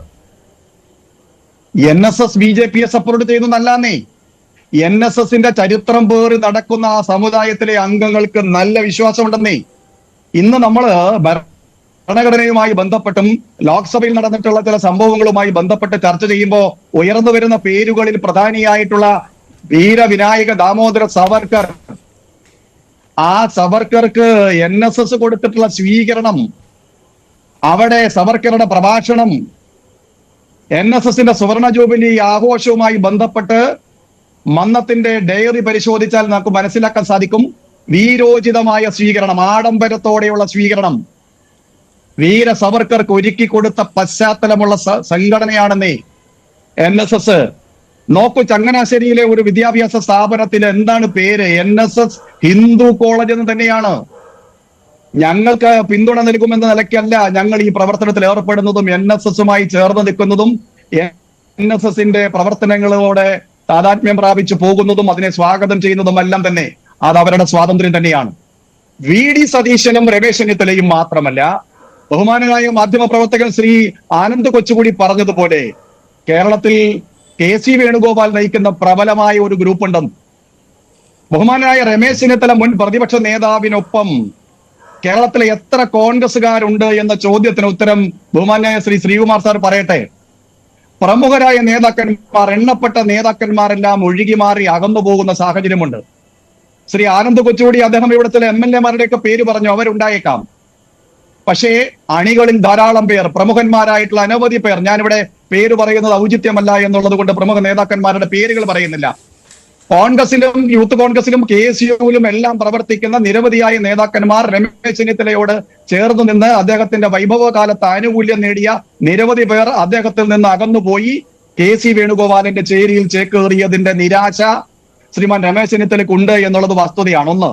മറ്റൊന്ന്, ശ്രീമാൻ VD സതീശൻ നയിക്കുന്ന ഒരു പ്രത്യേകമായ രാഷ്ട്രീയം കേരളത്തിലുണ്ടല്ലോ. പൊളിറ്റിക്കൽ ഇസ്ലാമുമായി ചേർന്ന് നിൽക്കുന്ന ഒരു രാഷ്ട്രീയത്തിന് ശ്രീമാൻ VD സതീശൻ നേതൃത്വം കൊടുക്കുകയാണ്. സമുദായ നേതാക്കന്മാരുടെ തിണ്ണനിറങ്ങാൻ ഞങ്ങളെ കിട്ടില്ല എന്ന് അവരെ പരിഹസിക്കുന്ന ശ്രീമാൻ VD സതീശൻ പോയിട്ടുള്ള സങ്കേതങ്ങൾ പരിശോധിച്ചാൽ എവിടെയൊക്കെയാണ്? കേരളത്തിലെ പൊളിറ്റിക്കൽ ഇസ്ലാമിന്റെ പിന്തുണയോടെ പാലക്കാട് അടക്കം വിജയം നേടി. ആ വിജയത്തിന്റെ തിളക്കത്തിൽ കേരളത്തിന്റെ മുഖ്യമന്ത്രിയാവാൻ കാത്തിരിക്കുമ്പോ സതീശൻ അപ്പുറത്തേക്കൊരു നേതാവ് കേരളത്തിൽ കോൺഗ്രസിലുണ്ട് എന്ന് NSSും SNDPയും വിളംബരം ചെയ്യുകയാണ്. ആ വിളംബരം RSSന് നാളെ ദോഷകരമായി വരുമെന്ന് VD സതീശൻ പറയുമ്പം അതിന്റെ പിന്നിലും ഒരു പൊളിറ്റിക്കൽ ഇസ്ലാമിന്റെ പ്രീണനമുണ്ട്. അവരെ ഒന്ന് ഞാൻ പറയുന്നില്ല, BJPക്ക് ദോഷകരമായി വരിക തന്നെ ചെയ്യുമല്ലോ. കാരണം ഒരു പ്രമുഖ കോൺഗ്രസ് നേതാവാണ് NSSുമായിട്ട് വീണ്ടും അടുക്കുന്നത്, അല്ലേ? അദ്ദേഹം അധികം വൈകാതെ തന്നെ ഒരു ഗ്രൂപ്പിന്റെ മേധാവിത്വത്തിലേക്ക് വന്നാലും അത്ഭുതപ്പെടാനില്ല. കാരണം അദ്ദേഹം ഇപ്പോൾ അധികാരമില്ലാത്തയാളും പിന്തുണ കുറഞ്ഞയാളുമായതുകൊണ്ട് ആ ഗ്രൂപ്പിലേക്ക് ആകർഷകരായ ആളുകൾ വരുന്നില്ല എന്നേ ഉള്ളൂ. പക്ഷേ NSSന്റെ കൂടി സപ്പോർട്ട് ഉണ്ടാകുമ്പോൾ അതിൽ ചില മാറ്റങ്ങൾ കൂടി വന്നേക്കാം. ഞാൻ താങ്കളിലേക്ക് വരാം. ശ്രീ ജേക്കബ് ജോർജ്, അവസാനം കെ സോമൻ പറഞ്ഞ ഒരു കാര്യം, അതിലും ചില രാഷ്ട്രീയമുണ്ട്, അത് BJPയുടെ രാഷ്ട്രീയം കൂടിയുണ്ട്. പൊളിറ്റിക്കൽ ഇസ്ലാമുമായിട്ട് സന്ധി ചെയ്യുകയാണ് ആര്? VD സതീശൻ എന്ന്. SDP-യുമായിട്ട് ബന്ധം പുലർത്തിയതിനെ കുറിച്ച് പാലക്കാട് ഉപതെരഞ്ഞെടുപ്പിൽ ഉണ്ടായിരുന്നില്ല, ആ വോട്ടുകൾ കിട്ടുകയും ചെയ്തിട്ടുണ്ട്. അപ്പോൾ അതുകൂടി ഹൈന്ദവ സമുദായ സംഘടനകൾക്ക് ചെന്നിത്തലയോട് അടുക്കുവാനുള്ള ഒരു സാഹചര്യം ഉണ്ടാക്കിയിട്ടുണ്ട്. പക്ഷേ ബഹുമാനപ്പെട്ട സോമൻ, അദ്ദേഹം വളരെ നന്നായിട്ട് BJP രാഷ്ട്രീയം വളരെ വിദഗ്ധമായിട്ട്, വളരെ ഷാർപ്പായിട്ട്, ഇൻ്റലിജൻ്റായിട്ട് അവതരിപ്പിച്ചു. പക്ഷേ യാഥാർത്ഥ്യം അതല്ല എന്നാണ് എൻ്റെ പക്ഷം. നമ്മളിവിടുത്തെ സാധാരണ മാധ്യമ പ്രവർത്തകൻ, രാഷ്ട്രീയക്കാരനല്ല, പക്ഷേ എനിക്ക് പൊളിറ്റിക്സ് പറയാൻ അത്യാവശ്യം അറിയാം. ഞാനൊന്ന് പറയട്ടെ, AB വാജ്പേയി BJPയുടെ ഞാനുൾപ്പെടെയുള്ളവർ കേരളത്തിൽ പൊതുവെ ബഹുമാനിക്കപ്പെട്ടിരുന്ന സാക്ഷാൽ AB വാജ്പേയി കുമരകത്ത് നിന്ന് താമസിച്ചല്ലോ ഒരു ഡിസംബർ മാസത്തിൽ. 10 ദിവസം NSS general secretary PK Sukumaran നായരെ അങ്ങോട്ട് ക്ഷണിച്ചുവല്ലോ. PK നാരായണപ്പണിക്കരെ അങ്ങോട്ട് ക്ഷണിച്ചുവല്ലോ. അദ്ദേഹം വന്നുവോ? എത്രമാത്രം സമ്മർദ്ദം മതത്തിൻ്റെ മേലുണ്ടായി. അദ്ദേഹം പോയില്ലല്ലോ. അതാണ് അതും കൂടിയാണ് ഞാൻ കാണുന്ന NSSൻ്റെ പാരമ്പര്യം.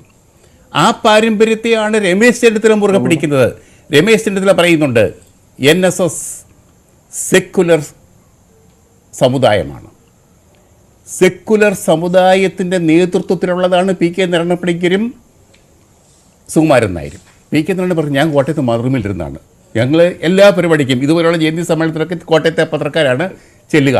നമ്മളൊക്കെ എന്തോ ദൃഢമായ ബന്ധമാണെന്നറിയാമോ കോട്ടയത്തെ ഞങ്ങളുടെ മാധ്യമ സമൂഹങ്ങളുമായിട്ട്. അദ്ദേഹത്തിന് അന്നും ഉണ്ടായിരുന്നത് ഇപ്പോഴത്തെ NSS നേതൃത്വത്തിനുള്ളത്. എനിക്ക് വ്യക്തിപരമായിട്ട് അദ്ദേഹമായിട്ട് വളരെ അടുപ്പവും വളരെ സ്നേഹവുമായിരുന്നു. എനിക്കറിയാം അദ്ദേഹത്തിൻ്റെ മനസ്സ്. നാരായണപ്പണിക്കരുടെ കാര്യമാണ് ഇനി പറയുന്നത്. അദ്ദേഹത്തിൻ്റെ സംസാരത്തിൽ, അദ്ദേഹത്തിൻ്റെ ഇടപെടലിൽ അങ്ങേയറ്റത്തെ മതേതരത്വം, അങ്ങേയറ്റത്തെ നിർമ്മലമായ ചിന്താഗതി. പൊളിറ്റിക്കൽ അക്യുമെൻ്റ് ഇച്ചിരി കുറവായിരിക്കും, ചില പ്രശ്നങ്ങളും അപജയങ്ങളും അദ്ദേഹത്തിനൊക്കെ ഉണ്ടായി. പക്ഷേ അതിൻ്റെ അപ്പുറത്ത് അദ്ദേഹത്തിന് രാഷ്ട്രീയ നിലപാടുണ്ടായിരുന്നു. പക്ഷേ അതിനുശേഷം NSSന്റെ അംഗങ്ങളിൽ ചില മാറ്റങ്ങൾ വന്നിട്ടുണ്ട്. പക്ഷേ പിന്നെ ശശി തരൂരിനെ കുറിച്ച് അദ്ദേഹം തെരഞ്ഞെടുപ്പിനെ കുറിച്ച് പറഞ്ഞത് ശരിയാണ്. രാജീവ് ചന്ദ്രശേഖർ കൂടുതൽ വോട്ട് മേടിച്ചു, അത് ശരിയാണ്. പക്ഷേ അങ്ങ് ഒന്നോർക്കണം, 2019 തെരഞ്ഞെടുപ്പിലും ഈ കഴിഞ്ഞ തിരഞ്ഞെടുപ്പിലും, 2019 തിരഞ്ഞെടുപ്പിൽ പ്രത്യേകിച്ച്, ലോക്സഭാ തിരഞ്ഞെടുപ്പിൽ പ്രത്യേകിച്ച്, ജനറൽ സെക്രട്ടറി സുകുമാരൻ നായർ, ഇവിടുത്തെ നായർ NSS കരയോഗങ്ങളിൽ, താലൂക്ക് യൂണിയൻ നേതൃത്വങ്ങളിൽ ഇടപെട്ടിട്ട് അതിശക്തമായിട്ട് ശശി തരൂരിന് വേണ്ടി പ്രവർത്തിച്ചതായിട്ട് എനിക്കറിയാം. ബഹുമാനപ്പെട്ട സോമൻ, എനിക്കറിയാം. അത് ഇടപെട്ടിട്ടുണ്ട് ശശി തരൂരിന് അനുകൂലമായിട്ട്. NSS പ്രവർത്തകരായ നായർ സമുദായാംഗങ്ങൾ നല്ലതുപോലെ BJPക്ക് വേണ്ടി പ്രവർത്തിക്കുന്നുണ്ട്, നല്ലതുപോലെ RSSന് വേണ്ടി RSSൽ പ്രവർത്തിക്കുന്നുണ്ട്. പക്ഷേ അതിൻ്റെ അകത്തൊരു രാഷ്ട്രീയമുണ്ട്. ആ രാഷ്ട്രീയം എന്ന് പറയുന്നത് അത് രമേശ് ചെന്നിത്തലയുടെ രാഷ്ട്രീയം, VD സതീശൻ്റെ രാഷ്ട്രീയം, അത് ഒരിക്കലും BJPക്ക് അനുകൂലമായിട്ട് മാറും എന്ന് കരുതണ്ട എന്നാണ് എനിക്ക് പറയാനുള്ളത്. തീർച്ചയായിട്ടും അതവർ തുറന്നു പറയും. അവർ തുറന്നു പറഞ്ഞില്ലെങ്കിൽ അയ്യോ കഷ്ടം, അപ്പം നമുക്ക് കാണാം, അപ്പം നമ്മൾ നിലപാട് മാറ്റും. അവർ തുറന്നു പറയുകയല്ല, അവർ BJPക്ക് അനുകൂലമായിട്ട് നിൽക്കുന്ന പ്രശ്നവുമില്ല. പക്ഷേ സമവായമാണ് അവരെപ്പോഴും പറയുന്നത്. അതിൽ ഒരു പാർട്ടിയും അത് BJPയുമായിട്ടുള്ള സമവായം ഇല്ല, ഒരു പാർട്ടിയുമായിട്ട് സമവായമില്ലെന്നല്ലേ അവർ പറയാറുള്ളൂ. അല്ലല്ല, ഈ കോൺഗ്രസിന് BJPയുമായിട്ടുള്ള സമവായം. പിന്നെ മുസ്ലിം രാഷ്ട്രീയം, ശബരിമല ഇഷ്യൂ വന്നപ്പോഴേക്കും ആ വിഷയത്തിൽ ആരാണോ ശബരിമല അയ്യപ്പ ഭക്തർക്ക് അനുകൂലമായ നിലപാട് സ്വീകരിച്ചത് അവർക്ക് അനുകൂലമായിട്ടായിരിക്കും. അതന്നെ. പിന്നെ ഒരു കാര്യം കൂടിയുണ്ട്. മുസ്ലിം രാഷ്ട്രീയ ഇസ്ലാം എന്ന് പറഞ്ഞില്ലേ, മുസ്ലിം ലീഗ് ഒരു സമുദായ സംഘടനയാണ്. പക്ഷേ മുസ്ലിം ലീഗ് ഒരു കാരണവശാലും ഒരിക്കലും തീവ്രവാദ സംഘടനയല്ല. ഒരിക്കലും അത് തീവ്രവാദത്തിൻ്റെ നിലപാടിലേക്ക് പോയിട്ടില്ല. ബാബറി മസ്ജിദ് തകർന്നപ്പോൾ മുതൽ എനിക്ക് ആ ലീഗ് അനുകൂലമായി എനിക്ക് നല്ല ബന്ധമുണ്ട്.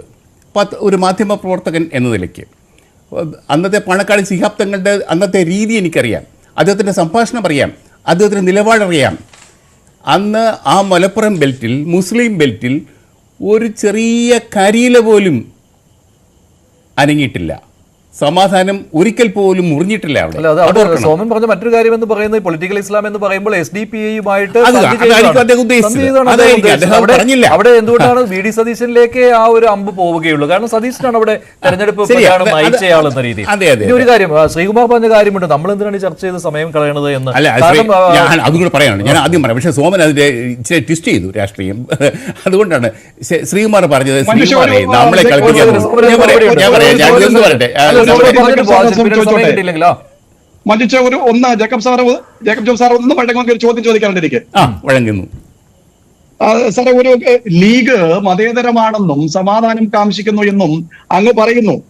ഞാനത് തത്വത്തിൽ അംഗീകരിക്കുമ്പോ പാലക്കാട് ഇന്ത്യൻ ഭരണഘടന അട്ടിമറിക്കണമെന്ന് ആഗ്രഹിക്കുന്ന ജമാഅത്തെ ഇസ്ലാമിയുടെ പാർട്ടിയായിട്ടുള്ള വെൽഫെയർ പാർട്ടി ഐക്യജനാധിപത്യ മുന്നണിക്ക് പിന്തുണ പ്രഖ്യാപിച്ചിട്ട് ആ ഐക്യജനാധിപത്യ മുന്നണിയിലെ പ്രഭവ കക്ഷിയായിട്ടുള്ള ലീഗ് ഈ ജമാഅത്തെ ഇസ്ലാമിയുടെ രാഷ്ട്രീയ പാർട്ടിയായിട്ടുള്ള വെൽഫെയർ പാർട്ടിയുടെ പിന്തുണ വേണ്ട എന്ന് ഒന്ന് പറയാനുള്ള മനസ്സ് കാണിച്ചോ എന്നൊരു ചോദ്യം ഞാൻ അങ്ങയോട് ചോദിക്കാൻ ഈ സമയത്ത് ആഗ്രഹിക്കുകയാണ്.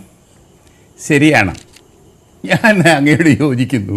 അത് തെറ്റായിപ്പോയി, അത് പറയണമായിരുന്നു. പക്ഷേ അങ്ങയുടെ പാർട്ടി BJP ജമ്മു കാശ്മീരിലൊക്കെ മുഖ്യമന്ത്രി ആയിരുന്നിട്ടുണ്ട്, ഗവൺമെൻറ് ഉണ്ടാക്കിയിട്ടുണ്ട്. എങ്ങനെയാണെന്ന് അറിയാമല്ലോ. ഏത് കക്ഷികളുടെ കൂട്ടുകൂടിയാണ് എന്ന് ഞാൻ പറയേണ്ടതില്ലല്ലോ, ഞാൻ പറയുന്നില്ല. ഇനി നമ്മുടെ ശ്രീകുമാർ തീർച്ചയായിട്ടും ശ്രീകുമാർ നമ്മളെ കളിപ്പിക്കുക.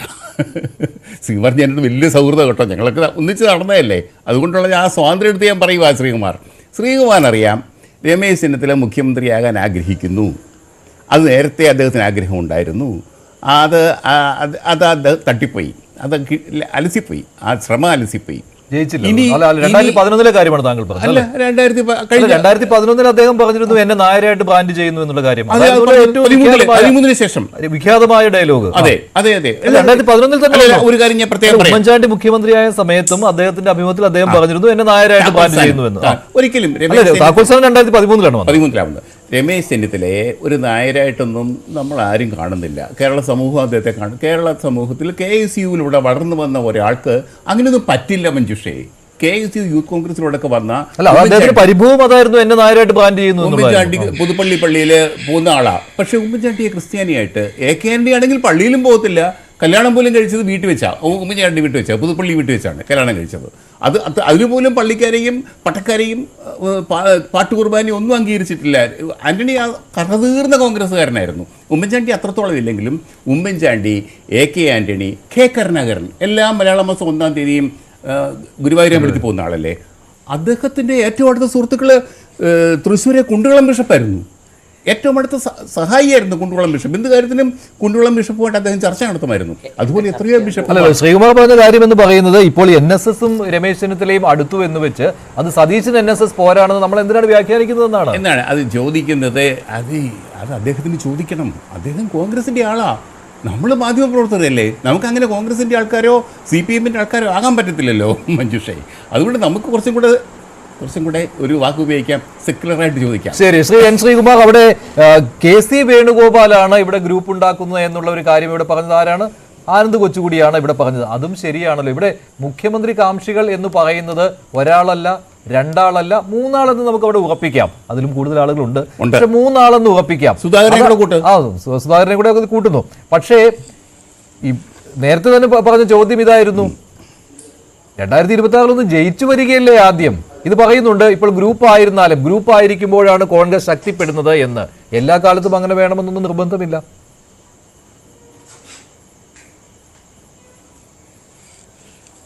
നോക്കൂ മഞ്ജുഷേ, UDF അധികാരത്തിൽ വരും എന്ന് എല്ലാവരും കണക്ക് കൂട്ടുന്നത് ഈ 3, അതായത് കഴിഞ്ഞ മാസം നടന്ന 9 അസംബ്ലി തെരഞ്ഞെടുപ്പ് കേരളത്തിലെ അറിയാമല്ലോ. 9 അസംബ്ലി തെരഞ്ഞെടുപ്പ് എന്ന് വെച്ചാൽ വയനാട് ലോക്സഭാ മണ്ഡലത്തിലെ 7 അസംബ്ലി മണ്ഡലങ്ങൾ, പാലക്കാട്, അതുപോലെ ചേലക്കര, ഇത്രയും മണ്ഡലങ്ങളിൽ ഉണ്ടായിട്ടുള്ള സർക്കാർ വിരുദ്ധ വികാരം. ചേലക്കരയിലെ വോട്ടുകളുടെ എണ്ണം കുറഞ്ഞു, മറ്റുള്ളിടത്തെ വൻ വിജയം. ഇത് മാത്രം നിങ്ങൾ കണക്കാക്കുക. അതിനുശേഷമുള്ള പഞ്ചായത്ത് തിരഞ്ഞെടുപ്പിൽ 3 ഗ്രാമപഞ്ചായത്തുകൾ CPMൽ നിന്ന് പിടിച്ചെടുത്തതും ആലോചിക്കുക. അപ്പോൾ UDFന് ഒരു നല്ല കാലം വരുന്നു എന്നൊരു തോന്നലുണ്ട്. ഈ തോന്നലൊക്കെ ശരിയാവണമെങ്കിൽ 2026 തിരഞ്ഞെടുപ്പ് കഴിഞ്ഞിട്ടേ പറ്റുള്ളൂ. പക്ഷേ ഇപ്പോഴത്തെ കേരളത്തിലെ രാഷ്ട്രീയ അവസ്ഥയിൽ UDFന് ഒരു മേൽക്കൈ കിട്ടുമെന്നൊരു തോന്നൽ വരുന്നത് സ്വാഭാവികമാണ്. അതിൽ തെറ്റൊന്നുമില്ല. ശരിയാവും എന്നുള്ള വേറെ കാര്യം. കോൺഗ്രസ് UDF അധികാരത്തിൽ എത്താൻ വേണ്ടിയിട്ട് അവർ പരിശ്രമിക്കുകയും ചെയ്യും. അതാണ് ഞാൻ പറഞ്ഞത്, തെരഞ്ഞെടുപ്പ് കാലത്തെ ഒരു യോജിപ്പും സംഘടനാ തെരഞ്ഞെടുപ്പ് കാലത്തെ ഒരു ഗ്രൂപ്പ് സുഖം എന്ന് ഞാൻ പറയാൻ കാരണം അതാണ്. ഇവിടെ ഇതിൽ രമേശ് ചെന്നിത്തല, സതീശൻ, അതുപോലെ ആനന്ദ് കൊച്ചുകൂടി ഇങ്ങനെ പറഞ്ഞു പോയപ്പോൾ അദ്ദേഹം സുധാകരനെ കുറിച്ചൊരു പരാമർശം നടത്തി. അതൊക്കെ വളരെ മോശമാണെന്ന് എനിക്ക്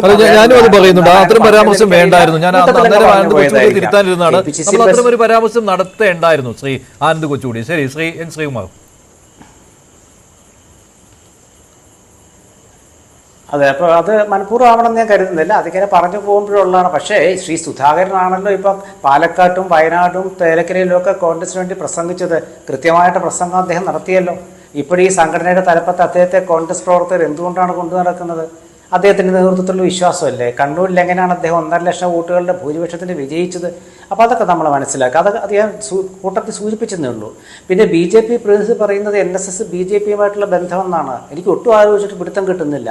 ചങ്ങനാശ്ശേരി NSS ഹിന്ദു കോളേജ് എന്ന് പറഞ്ഞാൽ, മലബാർ ക്രിസ്ത്യൻ കോളേജ് എന്ന് പറഞ്ഞാൽ അത് ക്രിസ്ത്യാനികളെയാണെന്ന് പറയാൻ പറ്റുമോ?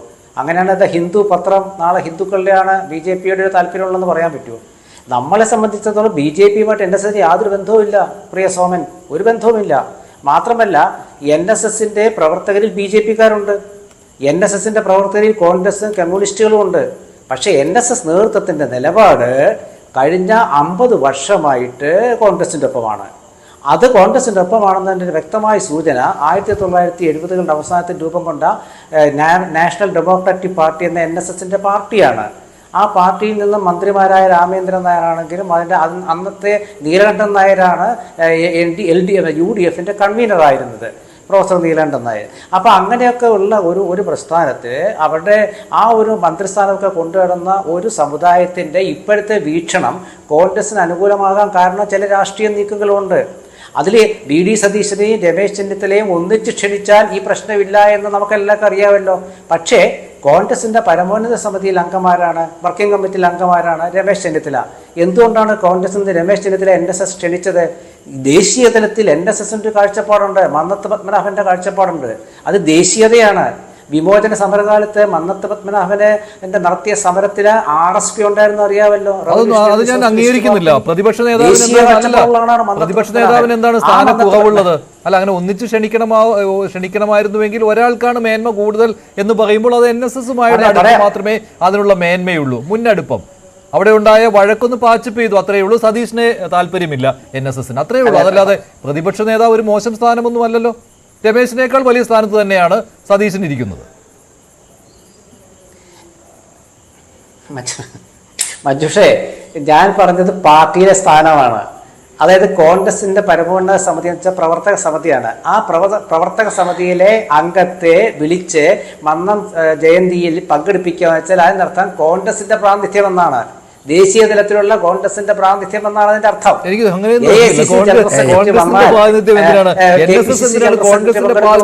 ഉറപ്പ് വരുത്തുന്നത് എല്ലാ പാർട്ടികളുമായിട്ട് ഒരേ ദൂരം പാലിക്കുന്ന സമുദായ സംഘടനയാണ് NSS.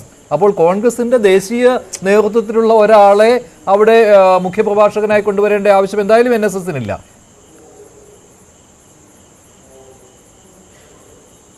തെരഞ്ഞെടുപ്പ് രാഷ്ട്രീയത്തിലാണ് സമദൂര സിദ്ധാന്തം NSSന്. തെരഞ്ഞെടുപ്പ് രാഷ്ട്രീയത്തിലാണ്, അല്ലാണ്ട് എല്ലാ കാലത്തും എല്ലാ കാര്യത്തിലും ഇല്ല. കഴിഞ്ഞാണ് ശശി തരൂരിനെ വിളിച്ച് പ്രസംഗിച്ചപ്പോൾ നമ്മൾ എന്താ ചർച്ച ചെയ്തത്?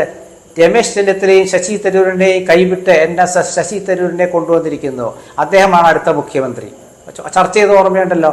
അത് കഴിഞ്ഞ് ഇപ്പം നമ്മൾ ചർച്ച ചെയ്യുന്ന രമേശാണ് മുഖ്യമന്ത്രി. നാളെ VD സതീശനെ ക്ഷണിക്കുകയാണെങ്കിൽ സതീശനാണ് മുഖ്യമന്ത്രി പറയും. പക്ഷേ NSS മാത്രമല്ല കേരളത്തിലെ വോട്ടർമാരെ നിയന്ത്രിക്കുന്നത്, SNDP മാത്രമല്ല, ക്രൈസ്തവ സമുദായം മാത്രമല്ല.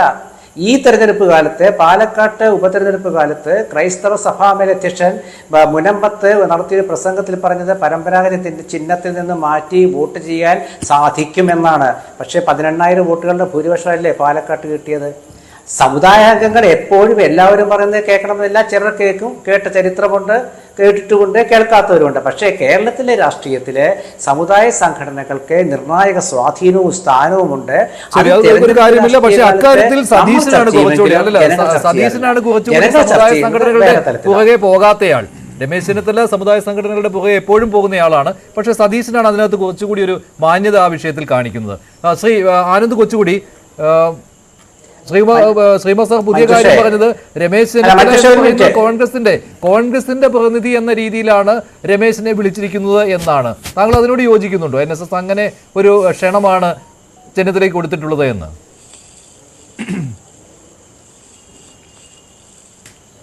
അല്ല, അത് ഇവർ തമ്മിലുള്ള തർക്കത്തിൻ്റെ ആ ഒരു തർക്കം മഞ്ഞുരുകൽ എന്ന് പറയാമല്ലോ.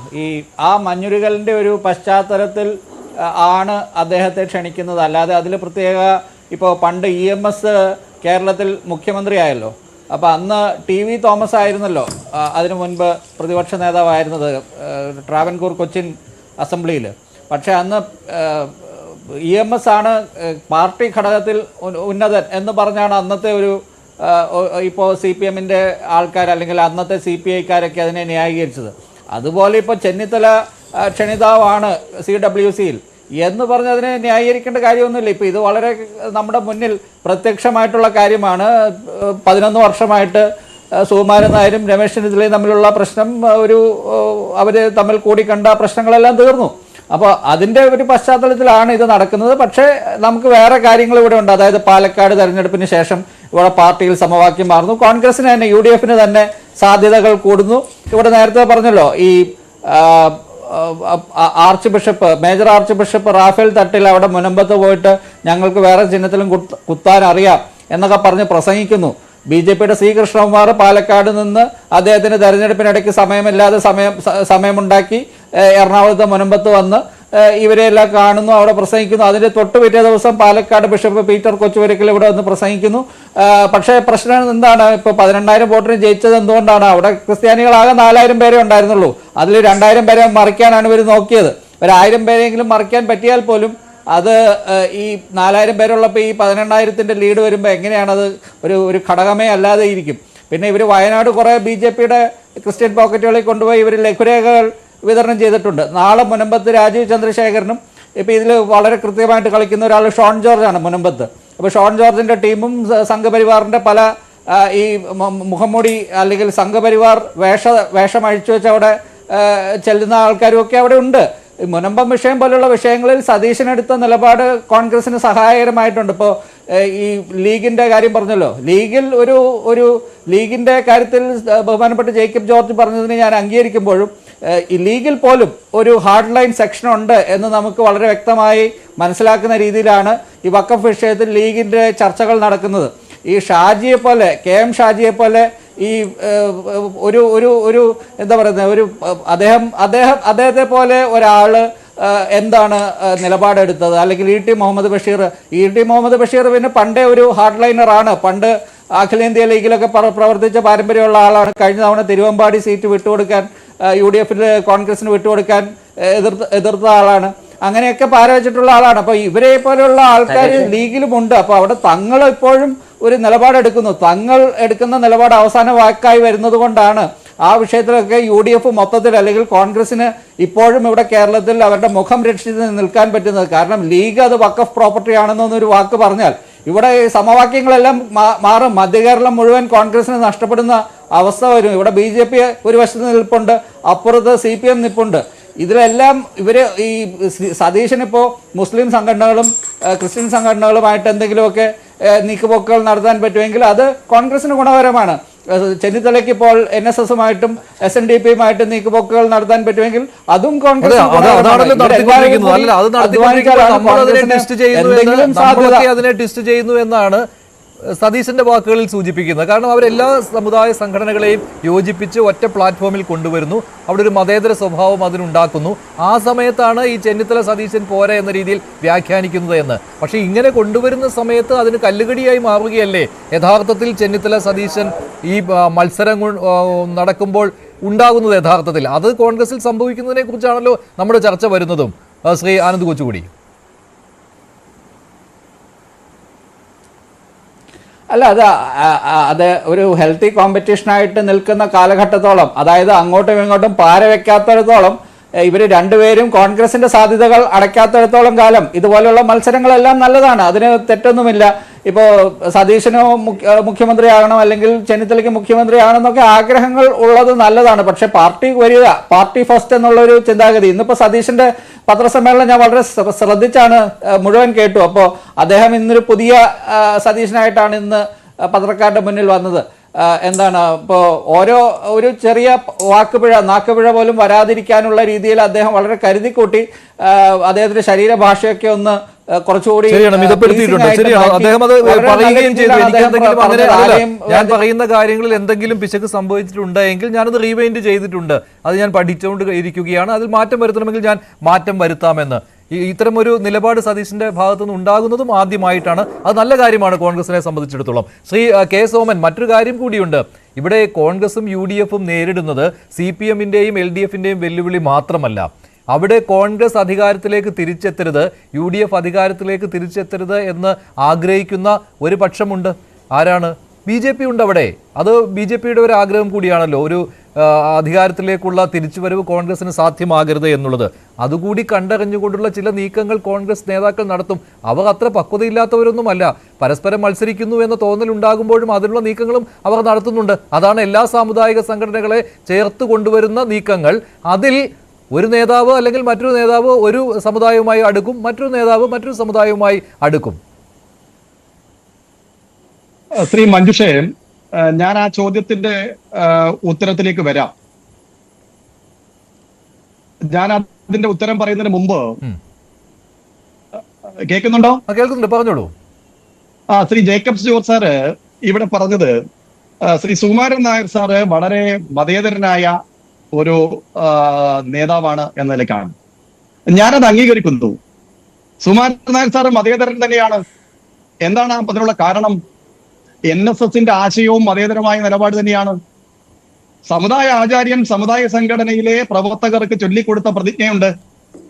നായർ സമുദായത്തിന്റെ ഉന്നതിക്കായി ചെയ്യുന്ന പ്രവർത്തികൾ ഇതര സമുദായത്തിന് ക്ഷോഭകരമായി വരരുത് എന്ന ഉന്നതമായ ഒരു ദർശനമാണ് നായർ സമുദായത്തിന്റെ അംഗങ്ങൾക്ക് പറഞ്ഞു കൊടുത്തിട്ടുള്ള പ്രതിജ്ഞ. മന്നത്ത് പത്മനാഭൻ പറഞ്ഞു കൊടുത്തിട്ടുള്ള പ്രതിജ്ഞ അത് മതേതരത്വമാണ്. ആ മതേതരത്വത്തെ ജീവിതത്തിൽ പകർത്തിക്കൊണ്ടാണ് ബഹുമാനായ സുകുമാരൻ നായർ NSSനെ നയിക്കുന്നത്. അതുകൊണ്ട് മതേതരത്വം ഹിന്ദു വിരുദ്ധമാണോ?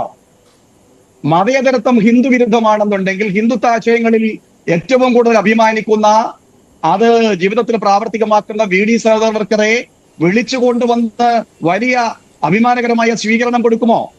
ശ്രീകുമാർ സാർ അക്കാര്യത്തിലൊന്നും ഒരു മറുപടിയും പറഞ്ഞില്ല. അപ്പൊ മതേതരത്വം എന്നത് ഹിന്ദു വിരുദ്ധമാണ് എന്ന് സ്ഥാപിക്കാൻ ശ്രമിക്കുന്നത് നല്ലതല്ല എന്ന് ബഹുമാനായ ജേക്കബ് ജോർജ് സാറിനോട് പറയട്ടെ. അത് മന്നത്ത് പത്മനാഭന്റെ പ്രതിജ്ഞയുടെ പിൻബലത്തിൽ NSS അനുവർത്തിക്കുന്ന ഒരു നിലപാട് തന്നെയാണ്. മറ്റൊന്ന്, ശ്രീകുമാർ സാർ ഇവിടെ പറയുകയാണ് NSSന്റെ നിലപാട് കോൺഗ്രസിനൊപ്പമാണ് എന്ന്. അങ്ങ് NSSനെ അപമാനിക്കുകയാണ്. സമദൂര നിലപാടാണ് NSSനുള്ളതെന്ന് ഏറ്റവും അവസാനവും അദ്ദേഹം പറഞ്ഞിട്ടുണ്ട്. NSSന്റെ ബഹുമാനായ ജനറൽ സെക്രട്ടറി പറഞ്ഞിട്ടുണ്ട്. കേരളത്തിലെ ഒരു കക്ഷിയോടും ഞങ്ങൾ ചേർന്ന് പോകുന്നില്ല. NSSന്റെ നിലപാട് സമദൂരമാണ്. എല്ലാ രാഷ്ട്രീയ പാർട്ടിയിലും പെട്ടവർ NSSലുണ്ട്. എല്ലാ രാഷ്ട്രീയ പാർട്ടിയുടെയും നേതാക്കന്മാർ NSSലുണ്ട് എന്നെല്ലാം പറഞ്ഞിട്ടുള്ള NSSന്റെ ബഹുമാനായ ജനറൽ സെക്രട്ടറി ശ്രീ സുകുമാരൻ നായർ സാറിന്റെ നിലപാടിന് അപ്പുറത്തേക്കൊരു നിലപാട് ശ്രീകുമാർ സാറിനുണ്ടോ? ആ നിലപാട് NSSനെ അപമാനിക്കലാണ്. അത് ശരിയല്ല എന്ന് ഞാൻ അദ്ദേഹത്തോട് സൂചിപ്പിക്കാൻ വേണ്ടിയിട്ട് ഈ സന്ദർഭം ഉപയോഗിക്കുകയാണ്. NSSന്റെ നേതൃത്വം അങ്ങനെ ആവശ്യപ്പെട്ട് അങ്ങനെ പറഞ്ഞിട്ടില്ല. മറ്റൊന്ന്, മഞ്ജുഷ ചോദിച്ച ചോദ്യം, ഇവിടെ UDF അധികാരത്തിൽ വരരുത്. UDF അധികാരത്തിൽ വരാതിരിക്കുന്നത് UDFന്റെ സമീപനം കൊണ്ട് തന്നെയാണ്.